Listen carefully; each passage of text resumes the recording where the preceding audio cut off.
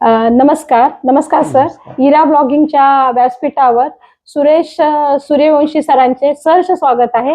हे बॉश कंपनीतून रिटायर झालेले आहेत आणि ते आता सध्या आपल्या इरा ब्लॉगिंगवर डायरेक्टर पदाचा पदाधिकार स्वीकारलेला आहे. त्यानिमित्ताने आज आपल्याला त्यांची मुलाखत घेण्याचा योग आलेला आहे. हा अलभ्य लाभ आहे आपल्या इरा ब्लॉगिंगसाठी आणि इरा व्यासपीठावर.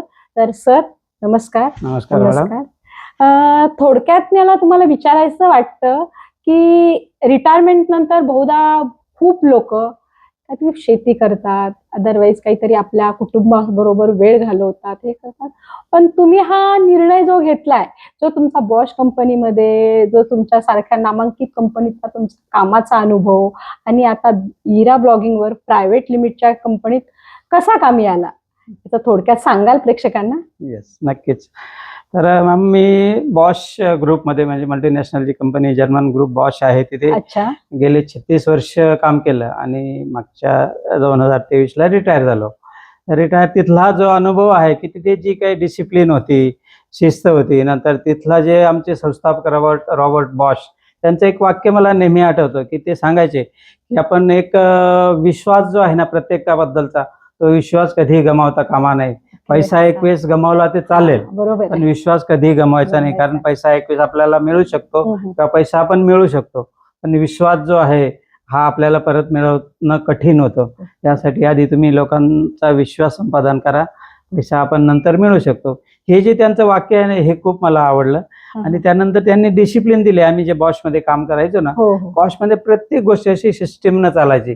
सिस्टीम, प्रत्येक गोष्टी सिस्टीम, आणि प्रत्येकाला असं काम नेमून दिलेलं. आणि ते काम प्रामाणिकपणे करताना मला खूप जाणवलं की आपण तोच जो आपण तिथला जो आपल्याला वारसा मिळालाय बॉसचा, की डिसिप्लिन, सातत्य, विश्वास, ह्या गोष्टीचा इरा ब्लॉगमध्ये आपल्याला कसा उपयोग करून घेता येईल. त्यानिमित्ताने आपली जी लेखक मंडळी आहे सगळी, हा जो इरा परिवार आहे, लेखक आहेत, लेखिका आहेत, बाल कंपनी आहे, सगळ्यांचा विश्वास संपादन करून, सगळ्यांची मिळून मिसळून आणि सगळ्यांना आपल्याबद्दल एक परिवार वाटेल असं एक काम यातून आपल्याला होईल, असा एक त्यातून मला संदेश द्यायचा वाटतो.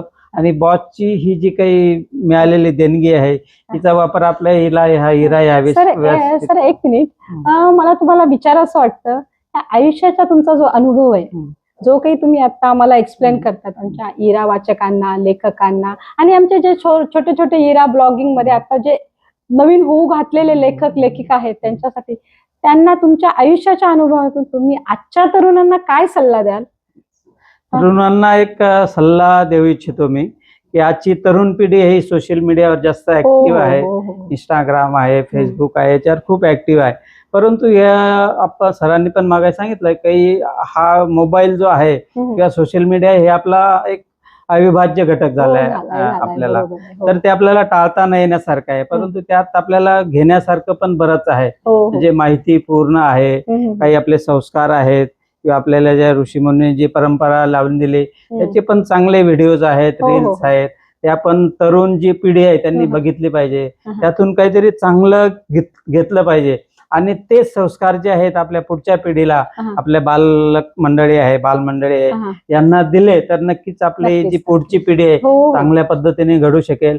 आणि आपला वारसा आहे, जी परंपरा आहे, आपली भारतीय संस्कृती आहे, हा वारसा आपल्याला पिढ्यानपुढे पुढे कसा नेता येईल याच्या युवकांनी जर केलं. शिक्षण तर द्यायचंच आहे मुलांना, शिक्षणाबरोबरच ह्या ज्या संस्कार गोष्टी आहेत, छोट्या छोट्या गोष्टी आहेत, त्या आपल्याला पुढे नेलं तर नक्कीच आपल्यालाही फायदा होईल आणि पुढची पिढी सुसंस्कृत आणि संस्कारी निघेल. सर एक मला विचारावंसं वाटतं, कारण काय असतं, आता रिटायर झाला तुम्ही, रिटायर झाल्यानंतर बहुतांश लोक म्हणजे तुमच्या वयाचे वगैरे, अरे आता आयुष्यभर आपण नोकरी केली, रिलॅक्स लाईफ जगायचं, बायकोनी चहा आणून द्यायचा किंवा आपले नातवंड असतात त्याच्यात वेळ घालवायचा.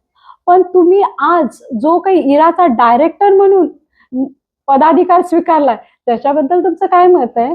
त्याच्याबद्दल मला खरं तर मॅडम म्हणजे पहिल्यापासून अशी सवय आहे की आम्ही सामान्य कुटुंबातून आलो, त्यामुळे पहिल्यापासून काम करण्याची किंवा कुठलंही काम असं छोटं असो मोठं असो, ते काम करण्याची कधी अशी हे वाटलं नाही की हे काम आपलं नाही किंवा हे नको करायला, आम्ही हेच काम करेल, असं कधी पहिल्यापासून वाटलं नाही. ऑफिसात सुद्धा मी जेव्हा जॉबला होतो तेव्हाही सगळ्या प्रकारचे जे काम असेल ते म्हणजे असं प्रामाणिकपणे करायचं.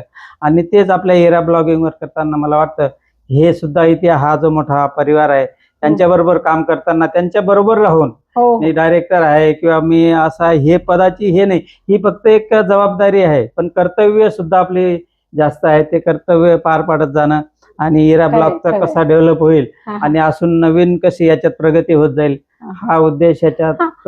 हाच मुद्दा पकडून मी तुम्हाला विचारू इच्छिते, आता इराचं पुढील प्रोजेक्ट काय असणार आहे? हा, हिराचे पुढील प्रोजेक्ट असे आहेत मॅम की आता जो मला मगाशी म्हटलं की हा तरुण जी पिढी आहे जेन झी म्हणतो आपण, हो जयजी जेन झी. हा, तर ती जेन झी कसं आहे मीडियाला जास्त जवळची आहे. मीडिया त्यांना सोशल मीडिया खूप जवळचा आहे. तर त्या सोशल मीडियावर जे काही ई बुक्स आहेत किंवा आपला मगाशी आपण मागे बघितले आपण 50 रुपयाची गोष्ट, छोटी जे शॉर्ट फिल्म्स आहेत या बऱ्यापैकी आता लोक अशी जास्त वेळ एक स्क्रीनला एका स्थिर राहू शकत नाही. तर छोट्या छोट्या गोष्टीतून आपल्याला कसा संदेश देता येईल युवकांना असेल, छोट्या मुलांना असेल, तर या छोट्याशा शॉर्ट फिल्म मधनं ई बुक्स आहेत. आपले ई बुक्स बराच आपण बाहेर बघतो की तो पण बऱ्यापैकी वाचक वर्ग आहे, तर त्यांना ई बुक्सच्या माध्यमातून वाचनाला चालना मिळेल, प्रेरणा मिळेल. सर आता एक पुढचा मुद्दा थोडासा कठीण आहे आणि इमोशनल आहे.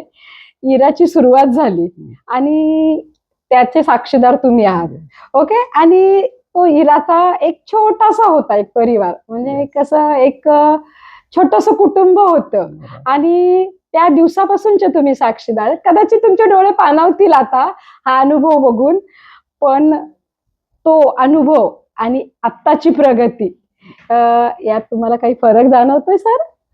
खरं तर मॅडम खूप असा भावनिक प्रश्न आहे हा. तुम्ही जो विचारला की जेव्हा सुरुवात झाली इराची आणि आत्ताचा जो काळ आहे, तर खरोखरच आठवतं तो भूतकाळात गेल्यानंतर जाणवतं की जेव्हा इरा ब्लॉकची संजना मॅडमने सुरुवात केली, तर तो जो काळ आहे तो खरं तर असा म्हणजे संजना मॅडम आम्हाला आठवत होते की जॉब करावा, BA कम्प्युटर झालं, नंतर MBA झालं की असा काहीतरी चांगला जॉब करावा असं आम्हाला पालकांची ती इच्छा असते जॉब करावा. पण त्यांनी जो असा हा प्लॅटफॉर्म आम्हाला तेव्हा थोडंसं कन्फ्युजन होतं. कन्फ्युजन असं होतं की एक नक्की काय, कारण ते काही असं आयडिया नव्हती किंवा बऱ्याच लोकांना पण आयडिया नव्हती आणि अजून आपली काय करते आणि अजून बऱ्याच लोकांना असं वाटतं हे नक्की काय, म्हणजे याच्यातून कसे पैसे मिळतात किंवा कसे अर्निंग होतं याच्यातून, हा मला तेव्हा पण कन्फ्युजन होतं. आणि त्यानंतर हळूहळू जसा पिरियड जायला लागला तसं काय लागले अरे हा असा प्लॅटफॉर्म आहे की ओपन प्लॅटफॉर्म आहे सगळ्यांना आणि डिजिटल आहे आणि हे युग डिजिटल युग आहे. डिजिटल युगात ह्या गोष्टीला पुढे पुढे पुढे जी काही प्रगती होत राहील ती नक्कीच चांगली आहे. ते म्हणतात ना एव्होल्युशन रोप लावलेली, त्याचा आज जो वटवृक्ष झालेला दिसतो ते त्याच्या जो विस्तार फांद्या दिसत आहेत ते बघून खरोखर. कसं संजना मॅम तुमची मुलगी आहात, पण एक ऍज अ आमची मैत्रीण म्हणजे आता आम्हाला ऍक्च्युली आम्ही ह्याच्यात पदार्पण केलंय की त्यांना मॅम म्हणायला, पण संजना ही जी तुमची मुलगी आहे तिच्यातली ती प्रगती आहे ती पाहून आत्ताचा तुमचा अनुभव काय आहे की पुढे त्यात तुम्हाला म्हणजे तिला साथीदार पण छान मिळालेले सरोज सर, ते पण तिच्या प्रत्येक कार्यामध्ये अग्रभागी असतात. याच्याबद्दल त्या दोघांच्या बद्दल तुमचा काय अनुभव आहे? नाही खरोखर दोघांचं जे बॉन्डिंग, दोघांचं